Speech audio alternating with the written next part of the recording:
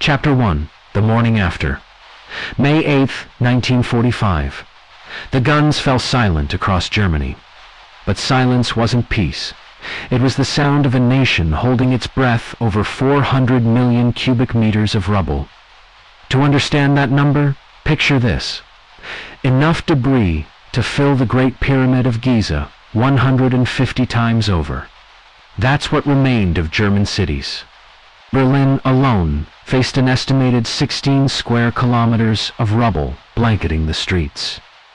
Out of 16 million homes across Germany, 3.6 million were completely destroyed, with another 4 million damaged. Half of all school buildings were gone. 40% of the infrastructure had vanished. If you walked through any major German city that spring, you wouldn't recognize it as a city at all. You'd see skeletal remains of buildings, their facades blown away to reveal the intimate spaces where families once lived. Bedrooms, kitchens, parlors, now exposed to the sky like dollhouses torn open by an angry child. The architectural heritage of centuries had been erased in less than 6 years. Medieval churches that had stood since the Reformation, Gothic town halls, Renaissance palaces, Baroque masterpieces, all reduced to fragments. The bombing campaigns hadn't discriminated. The Allies targeted not just military installations, but the very fabric of urban life. The firestorms that consumed Dresden, Hamburg, and Cologne created temperatures hot enough to melt stone. And in this landscape of devastation, a question emerged that would define the next 3 decades. What do you rebuild? How do you rebuild? And perhaps, most importantly, should you rebuild what was lost or build something entirely new? Chapter 2. The Women Who Cleared the Way. In those first weeks after surrender, with 7 million more women than men in Germany, than men dead, imprisoned, or still scattered across foreign lands, someone had to begin. Between 1945 and 1946, Allied authorities ordered all women between 15 and 50 years of age to participate in the cleanup. They became known as Trümmerfrauen, the Rubble women. If you were there, you remember them. If you saw the photographs, you know their faces. Women in headscarves and worn dresses, forming human chains across mountains of brick and stone. Passing buckets hand to hand, their faces set with determination that bordered on defiance. The work was punishing. Young girls too weak to carry more than half a bucketful at a time still climbed stairs with their loads. The task seemed impossible. Estimates suggested it would take 42,000 women, working continuously for 25 years to clear Berlin alone. Yet they worked. They hammered mortars from salvaged bricks. They sorted rubble into piles usable stone here, crushed debris there. They dismantled the unsafe remnants of buildings that had somehow survived the bombs but could collapse at any moment. In Berlin, approximately 60,000 women volunteered for this work, driven by a bowl of soup, extra rations, and something else, something harder to measure. It was survival, yes. But it was also about not letting their cities die, about proving that life would continue, that Germany, whatever it had been, whatever it had done, could still have a future. The work changed them. Manual labor had been considered men's work, but now women operated machinery, made construction decisions, and literally rebuilt their world brick by brick. They'd leave the rubble sites covered in white dust, looking like ghosts moving through a dead city. But they weren't ghosts. They were proof that life persisted. Chapter 3. The Great Debate to Remember or to Forget by 1946. As the immediate crisis of survival began to ease, architects, city planners, and government officials faced a profound dilemma. The physical question of reconstruction was also a moral and philosophical one. Germany's cities had been repositories of 8 centuries of architectural history. Should that history be recreated, Could it be? And if it could, should a nation that had just perpetrated unprecedented evil be allowed to pretend that evil had never touched its stones and mortar? In Poland, General Conservator Jan Zakładowicz declared they would rebuild destroyed monuments completely. Aware of committing what he called a conservation forgery, but viewing it as their responsibility to future generations. The Poles saw themselves as victims who deserved to reclaim their heritage. But Germany was different. In Frankfurt, when debates erupted over reconstructing Goethe's birthplace, opponents demanded Germans show the willingness to take their leave from destroyed monuments, accepting their loss as a consequence of the guilt they'd heaped upon themselves under Nazi rule. The motto was stark: have the courage to say goodbye. This wasn't just about buildings. It was about whether Germany deserved beauty, whether it had earned the right to comfort, whether rebuilding the past was an act of healing or an act of denial. Two paths emerged. One argued for honest reconstruction, using modern materials and modern methods to create something new, something that didn't pretend the war hadn't happened. The other argued for selective restoration, bringing back the most important landmarks as anchors for collective memory and urban identity. Architects and planners grappled with the concept of 0 hour, Germany's attempt to completely break with its Nazi past, which included rejecting the monumental neoclassical architecture Albert Speer had designed for Hitler. But what should replace it? The answer, increasingly, came from an unlikely source: an art school that had been closed by the Nazis themselves. Chapter 4. Bauhaus returns, the modernist answer before Hitler. Before the war, there had been Bauhaus. From 1919 to 1933, this revolutionary school in Weimar, then Dessau, had reimagined what buildings could be. Founded by architect Walter Gropius, Bauhaus combined crafts and fine arts with an emphasis on function, attempting to unify individual artistic vision with mass production principles. The Bauhaus aesthetic was radical in its simplicity. No ornamentation, clean lines, honest materials, form following function. Their buildings featured steel frame construction, glass curtain walls, and asymmetrical designs that distributed space for maximum efficiency. They believed architecture should serve the people's needs, not express power or wealth. The Nazis hated it. They condemned modernism and suspected Bauhaus of fostering progressive sentiments. Forcing the school to close in 1933, its leaders scattered Gropius to Harvard, Mies van der Rohe to Chicago, many others to America and beyond, carrying their ideas with them. Now, in 1945, with Germany literally starting from rubble, Bauhaus principles offered a solution. Modern architecture required less skilled labor than traditional styles. It could be built faster, it was cheaper. The materials, concrete, steel, glass, were available. And crucially, it represented a clean break from the Nazi aesthetic. Both Hans Schwippert and Seproff, two architects who would define West German architecture, argued for transparent light and modern forms as the appropriate response to Nazi monumentalism. Transparency wasn't just aesthetic, was political. Schwippert envisioned the Bundeshaus Parliament as the lightest parliament in the world, with glazed walls representing the new democratic government's political transparency. This was architecture as redemption. Every glass wall said, "We hide nothing." Every clean line said, "We've left the past behind." Every functional design said, "We serve human needs, not ideology." Chapter 5. Two Germanys, two visions, but Germany wasn't one nation anymore. By 1949, it had split into two countries, with two competing visions of reconstruction. In West Germany, supported by American Marshall Plan funds, modernism flourished. The Marshall Plan, provided approximately $13 billion to Western Europe. With significant amounts designated for German reconstruction, the funds were administered through the Kreditanstalt für Wiederaufbau, which granted loans to all economic sectors for reconstruction projects. This money rebuilt factories, repaired infrastructure, and financed housing.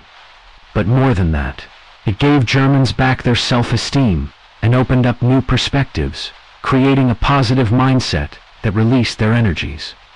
The psychological boost was as important as the financial support. In East Germany, under Soviet control, reconstruction took a different path. After the German Democratic Republic was founded in 1949, it initiated development of Friedrichshain district, creating Stalin Alley as the GDR's showcase of socialist reconstruction. Initially, East Germany embraced socialist realism. Soviet-style simplified neoclassicism that rejected Bauhaus as formalism. The buildings along Stalin Alley were monumental, decorated with socialist motifs, designed to inspire workers and demonstrate the superiority of the communist system. Then Stalin died. In the 1960s, Khrushchev criticized Stalinist architecture for lavishness and inefficiency, embracing industrial prefabrication. Simple rectangular boxers of concrete and steel replaced ornate facades. The Plattenbauten prefabricated panel buildings began rising across East Germany, efficient, austere, identical. The two Germanys rebuilt themselves as physical manifestations of competing ideologies. West Germany's glass towers and open spaces versus East Germany's concrete blocks and socialist squares. Each side claimed their architecture represented the true future. Each side rebuilt to prove their system's superior. Chapter 6. The Church Builders. Amid all this political reconstruction, one type of building received special attention: churches. By 1955, some 8,000 new churches had been erected across West Germany. More churches than had been built in all the centuries since the Reformation. Why such extraordinary effort for houses of worship in a shattered, starving nation? Because churches represented continuity. They anchored communities. They provided gathering places for people who'd lost everything else. Bavaria alone spent more than 30 million Deutschmarks on 80 major projects in Munich between 1945 and 1950. The war had displaced millions. 750,000 Lutherans from the East settled in Catholic Bavaria, while Catholic refugees moved to traditionally Lutheran areas, requiring new churches for disrupted communities. These weren't just buildings, they were acts of faith that life would normalize, that communities would reform, that the spiritual life of the nation deserved investment, even when material needs remained desperate. The new churches embraced modernism, but with warmth. Rudolf Schwarz, one of Germany's best-known church architects, designed spaces that were simple yet sacred, functional yet transcendent. These churches didn't try to recreate medieval grandeur. They acknowledged the present while pointing toward hope. Chapter 7. Munich and the dual-gassed approach. Not everyone accepted pure modernism. In Munich, architect Hans Dilgast demonstrated a third way, what we might call honest reconstruction. Dilgast created interpretive modern responses to damaged heritage that became reference points for dealing with war-damaged buildings. His approach was simple but profound. Show the wounds. When he restored the Alte Pinakothek, Munich's famous art museum, he filled the bomb damage with bricks that were clearly different from the original stone. The repairs were visible, honest, unmistakable. The building told its history through its surface. You could see where the bombs had struck. You could see where the rebuilding had occurred. The building wore its scars. Dilgast wasn't interested in reminiscences, but didn't feel compelled to reject tradition either. His non-alignment with modernism's exclusivity and his orientation to multiple influences from different times accounted for his creative approach to reconstruction. This was controversial. Many wanted clean breaks or faithful recreations. Dilgast offered something else, acknowledgement. His building said, "This happened. We survived. We continue, but we don't pretend nothing changed." Chapter 8. The Berlin Exception. Berlin was special. The sheer magnitude of destruction and lack of architects, most of whom had perished in the war, created a critical situation. The division into East and West Berlin destroyed any hope of architectural consistency. The city became an architectural battlefield. Before the wall formally divided Berlin in 1961, East and West German governments used architecture to express their political philosophies and create separate German identities. In West Berlin, the Hanseviertel development showcased international modernism. Architects from around the world, Le Corbusier, Walter Gropius, Oscar Niemeyer contributed buildings. It was a demonstration project. Look what freedom and democracy can build. In East Berlin, Stalin Alley became the advertisement for socialist reconstruction, addressing housing shortages while showcasing what a newly rebuilt East Germany could achieve. Wide boulevards, monumental buildings, worker housing that looked impressive from the street. Both sides built propaganda. Both sides built housing. Both sides built their vision of the future. The wall, when it came in 1961, wasn't just dividing families. It was dividing two completely different approaches to urban life. The city suffered this division for 28 years. Two Berlins, two architectural languages, two ways of being German. Anyone who lived through it remembers the strangeness of crossing from one side to the other, how the buildings themselves seemed to speak different tongues. Chapter 9. The Housing Crisis and the Plattenbau Solution by the late 1950s. Both Germanys faced a crisis that architectural theory couldn't solve. People needed places to live. Not symbolic buildings, not monuments to ideology, just homes. The destruction had been so complete, the housing shortage so severe, that philosophy had to give way to pragmatism. In East Germany, the answer came in concrete panels. The Plattenbau, prefabricated slab construction, promised to solve what the government called the housing question. On October 2, 1973, the Socialist Unity Party launched its apartment construction program with an audacious goal: end the housing crisis within 20 years. It would build hundreds of thousands of apartments using industrial methods, assembling buildings like automobiles. The prefabricated panels were manufactured in factories, transported to construction sites, and lifted into place by cranes. Story by story, the buildings rose 5 stories, 9 stories, 11 stories. Each apartment identical to the next. Each building identical to its neighbor. Efficiency became beauty. Uniformity became virtue. For East Germans, getting assigned a new Plattenbau apartment was cause for celebration. These weren't the 19th century slums that 75% of working class had endured before the war. Buildings where bathrooms were shared spaces in the hallway, where coal heat meant hauling fuel up narrow stairs, where hot water was a luxury. The new apartments had indoor plumbing, central heating, elevators, modern kitchens. They represented progress.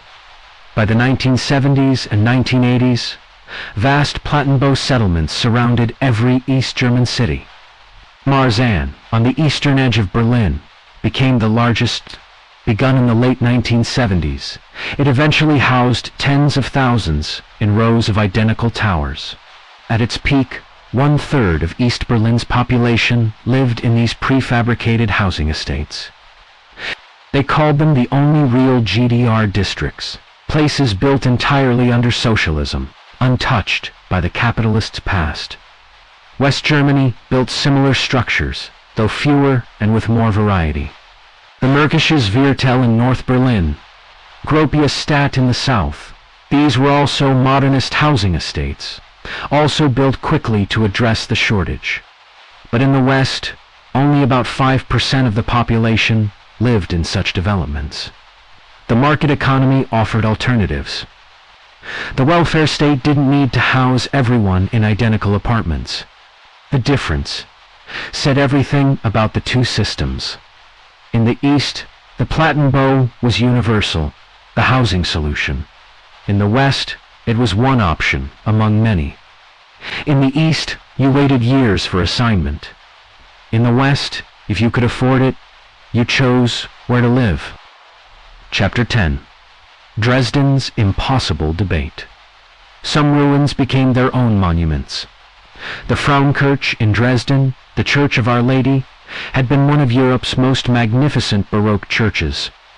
Built between 1726 and 1743 by architect Georg Baer. Its stone dome dominated Dresden's skyline for 2 centuries. Then came February 13, 1945. Allied bombers targeted Dresden with incendiary devices that created firestorms, reaching 1,000 degrees Fahrenheit.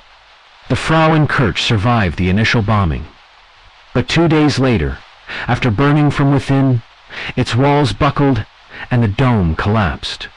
What remained was a mountain of stone, 45% of the original building material, catalogued by preservationists who measured and numbered every salvageable piece.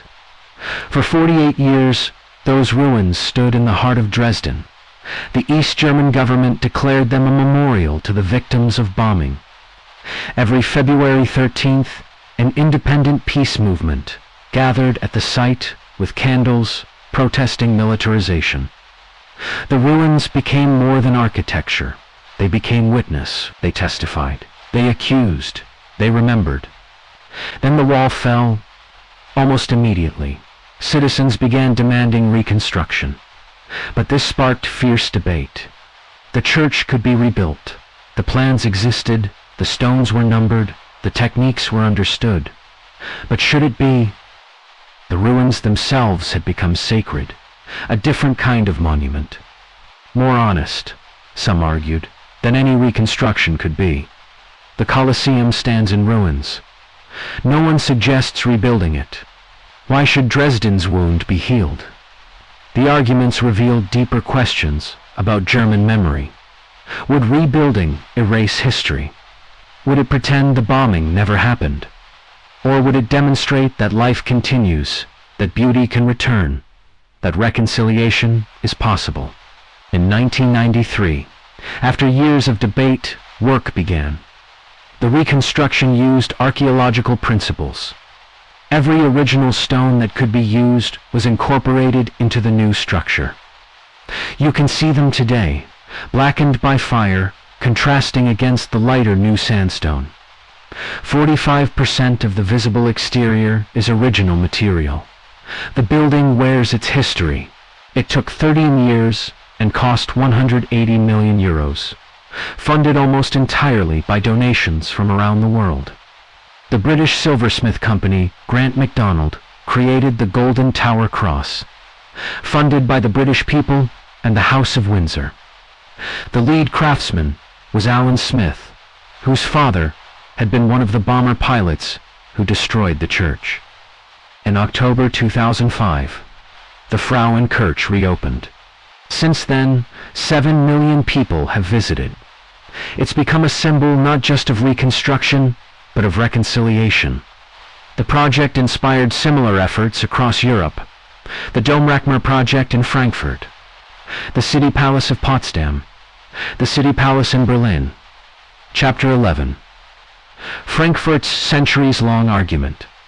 Frankfurt's story captures Germany's struggle in miniature. Before the war, Frankfurt's medieval old town was one of Central Europe's best-preserved historic centers. Half-timbered houses, Gothic churches, Renaissance courtyards, 8 centuries of architecture in a few compact blocks.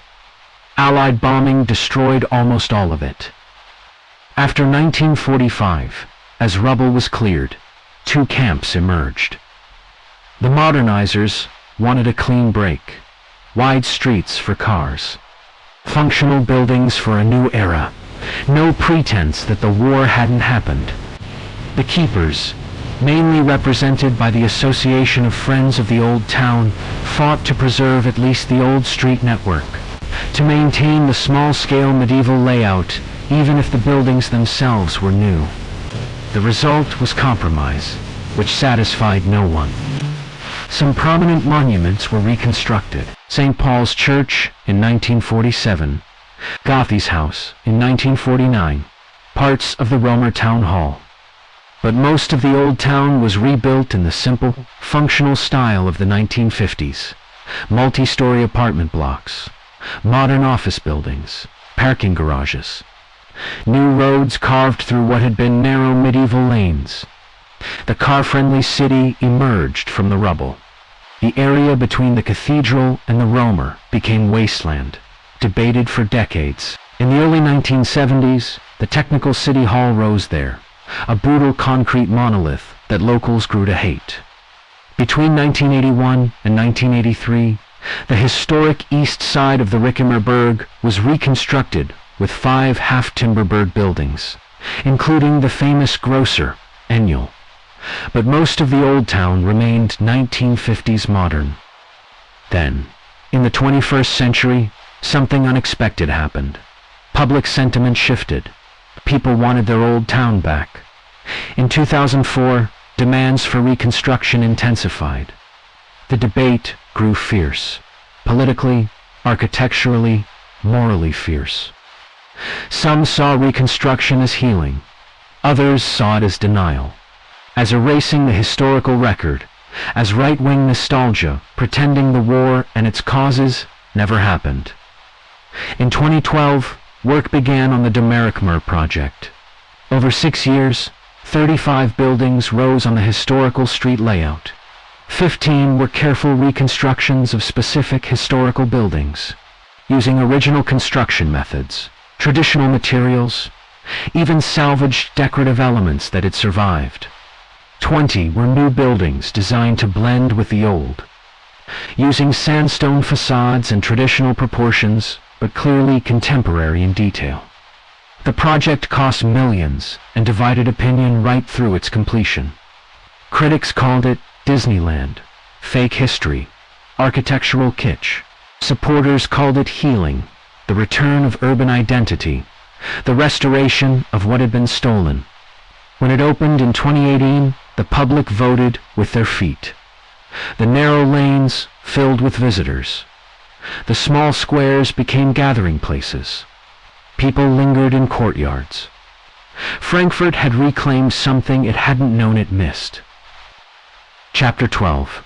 The Meaning of Scars. What does it mean to rebuild? That question, first asked in 1945, still resonates today. Germany's answer changed decade by decade, city by city, building by building. In the immediate aftermath, survival demanded modernism. Fast construction, cheap materials, functional design, these weren't aesthetic choices, but necessities. The women clearing rubble couldn't afford nostalgia. The families sleeping in cellars needed roofs. Through the 1950s and 1960s, modernism became ideology. Clean lines meant clean consciences. Glass walls meant transparency. Functional buildings meant serving the people, not glorifying power. Every concrete panel placed was another brick in the wall between present and past. But something was lost. The human scale of medieval streets, the variety of buildings developed over centuries, the sense that a city has memory, that stone's record time.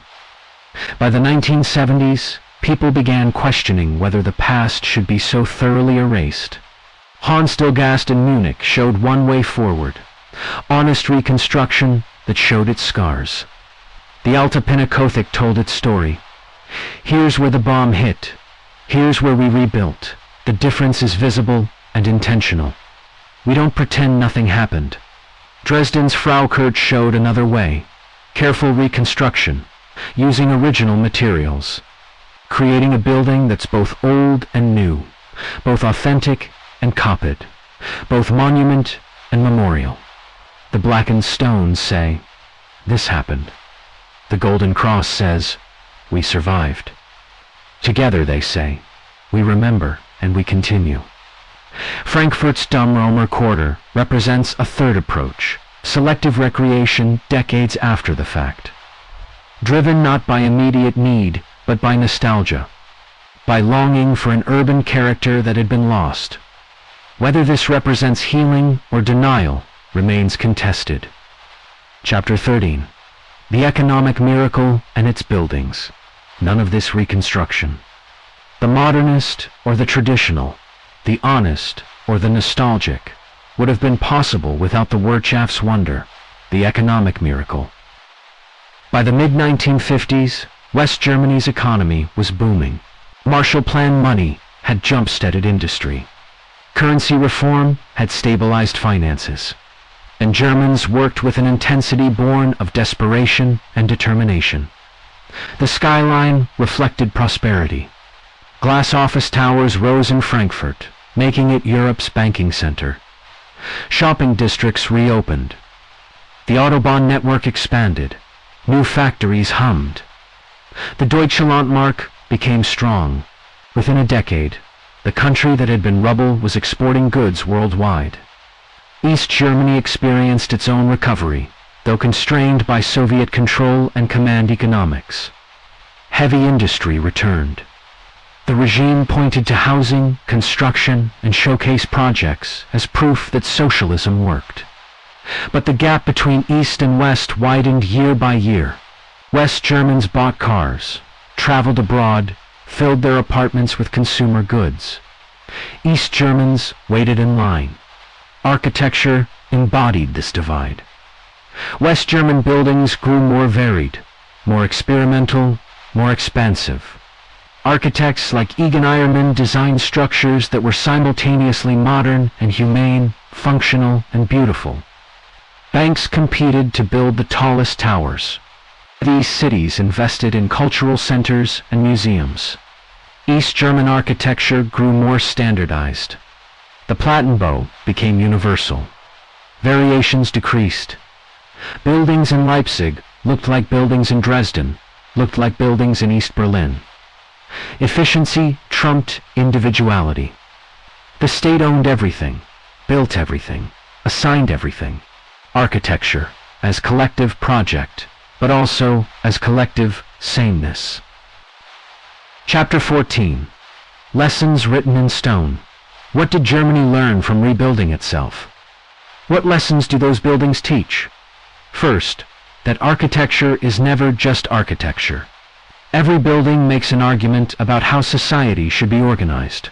What values matter, who deserves beauty, how power should look. The Nazis understood this when they built monumental The post-war modernists understood it when they built glass democracies. The East Germans understood it when they built collective housing. The Reconstructionists today understand it when they rebuild medieval streets. Second, that there's no single right answer. Dalgast's honest repairs, Dresden's careful reconstruction, Frankfurt's selective recreation, Berlin's modernist estates each represented a legitimate response to loss. The debates weren't about architecture alone, but about memory, guilt, healing, identity. These debates continue because the questions they raise have no final answers. Third, that buildings connect us to time. When you walk through a reconstructed old town, you're walking through multiple eras at once. The medieval street plan carries forward decisions made 7 centuries ago. The reconstructed facades, reference buildings from the Renaissance and Baroque.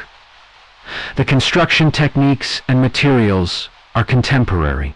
The entire ensemble exists because of decisions made after 1945. Every building is a palimpsest, layers of time visible to those who know how to read them.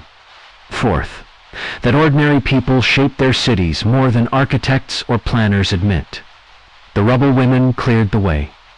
The citizens who demanded reconstruction of their churches and town halls. The families who made homes in Plattenbauten apartments. The protesters who defended ruins as memorials. The shopkeepers who filled reconstructed streets with life. Cities aren't built by architects alone. They're built by everyone who lives in them. Chapter 15. What remains today? When you walk through German cities, you see all of this history layered together. The medieval foundations, where they survive. The 19th century expansion districts. The modernist replacements from the 1950s. The Plattenbau estates on the edges. The carefully reconstructed historic centers. The contemporary glass towers. Each era's answer to the question, what should a city be? Some buildings divide opinion still. Many West Germans dismiss the Plattenbau as ugly, oppressive, communist monotony. Many East Germans defend them as home, as progress, as the architecture of their lives. The debate isn't settled. Some reconstructions inspire pride. Others provoke arguments about authenticity and memory. Frankfurt's new Old Town fills with tourists, even as critics call it fake. Dresden's Frauenkirche attracts millions, even as some mourn the loss of the powerful ruin. German architecture after World War II tells a story about more than buildings. It tells a story about how nations heal, how memory works, how the past shapes the present even when we try to escape it. The rubble has been cleared. The cities have been rebuilt. But the questions remain, written in stone and concrete and glass. What do we owe the past? What do we owe the future? How do we live in the tension between remembering and moving forward? The buildings themselves provide no easy answers, but they continue the conversation every day, with everyone who walks past them, lives in them, argues about them. They are both inheritance and choice, both history and present, both monument and home. And perhaps that's the most important lesson of all, that cities, like nations, are never finished. They're always in the process of becoming. The conversation between past and present, between remembering and forgetting, between honoring what was lost and building what comes next. That conversation never ends. It's written into every street, every building, every decision about what to preserve and what to change. Germany rebuilt itself, not once, but many times. The modernist reconstruction of the 1950s, the Plattenbau boom of the 1970s, the reunification projects after 1990, the selective reconstructions of the 21st century. Each generation answered the question differently. Each left its mark. The architecture of Germany after World War II is all of these answers at once. Contradiction, complexity, and the ongoing work of living with history. The buildings, remember. Walk through any German city and listen to what they say. Look closely at the stones, the styles, the spaces between them. Every building tells a story. Every street holds memory. The architecture of Germany after 1945 isn't just about rebuilding. It's about deciding who we are and who we want to be. What stories do the buildings in your own city tell? Share your thoughts in the comments below.